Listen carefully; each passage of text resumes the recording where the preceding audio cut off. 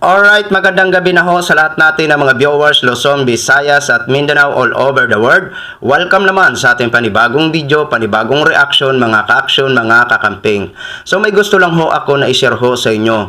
Tungkol ho ito sa naging reaction ni Kuya, yang nakikita nyo po sa screen, siya po yan, dito sa pinamigay daw ni Mayor Leni Robredo na bigas sa Naga City, na kung saan nilait niya ho ito mga ka-action. At sinasabi niya, pati ba naman daw bigas, dilawan, at para daw ngipin na hindi na toothbrush. Eto po, panoorin po natin at alamin natin kung totoo nga ba na may ganitong bigas na pinamigay si Mayor Leni Robredo sa Naga City. Eto, panoorin po muna natin itong short clips ni Kuya. Hi guys, nandito ako ngayon sa Naga at i-check natin yung pinamigay na bigas ni Leni. Ito ha, like ano to, real time. Ayan. So, ito na. Diba, napakalinis. Pati yung bigas dilawan. Diba? Talagang yung bigas parang ngipin na hindi na toothbrush. Ayan. So yun na ho mga ka-action, mga kakampeng, no? Narinig na ho natin si Kuya. So, inalam ho natin kung sino ba ito si Kuya. DDS supporters. Ngayon nag-research ho tayo mga ka-action. Kung totoo nga ba talaga na may ganitong klaseng bigas na pinamigay si Mayor Leni Robredo sa Naga City. Kasi nga kung titingnan mo, may ano talaga, may dilaw talaga mga ka-action.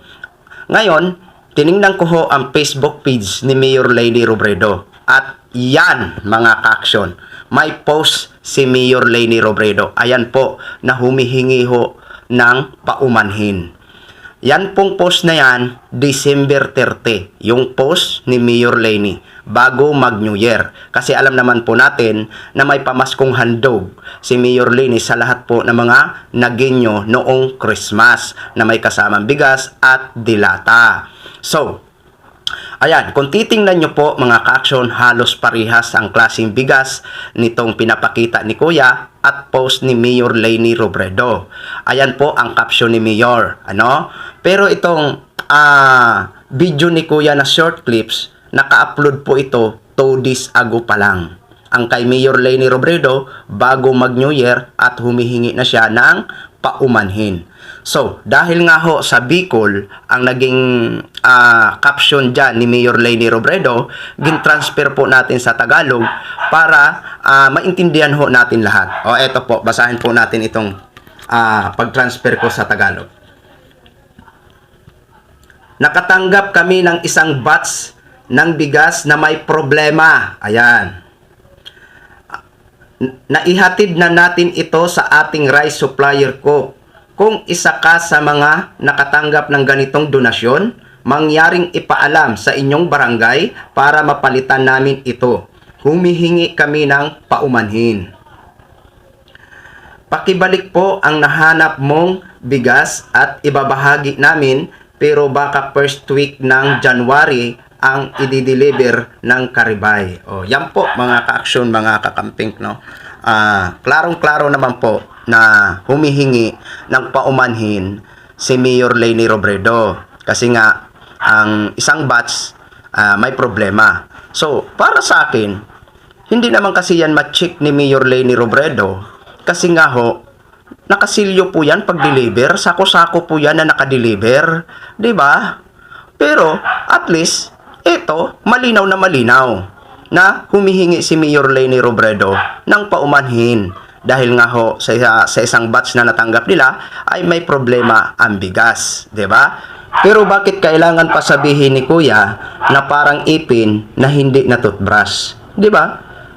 Kung may concern po kayo, halimbawa isa ka sa nakatanggap, at kung mapanood nyo po ito, ayan po, may post si Mayor Leni Robredo. Ibalik nyo ipaalam nyo daw sa barangay para nang sa ganon, mabigyan agad kayo ng action. Diba? Kasi hindi naman talaga alam yan ni Mayor Leni Robredo. Kasi nakasilyo po yan Nakasako po yan. Hindi po yan plastic ang pinamigay. Kung hindi, siguro kalahating kaban or isang sako. Basta, andyan lang. Kung hindi kalahating kaban, isang sako, no? But anyway, nilinaw ho natin ang issue na ito ni Kuya nang sa ganun, malaman naman ng ating mga kababayan na ito, humihingi ng paumanhin si Mayor Leni Robredo regarding ho dito sa isang batch na bigas na may problema. Kaya kung mapanood nyo man po ito, sabihin nyo po sa inyong mga kapitbahay na mga Nagueño na kung nakareceive kayo, ipaalam nyo lang po sa inyong barangay nang sa ganon, sila nang bahala magbigay ng action. So yun lang ho mga ka-action, mga kakamping, no? Gin-share ko lang ho sa inyo yan. Maraming salamat po sa lahat natin ng mga viewers, Luzon, Visayas at Mindanao all over the world. Ako po ang inyong lingkod, si Action Man. Good evening, everyone!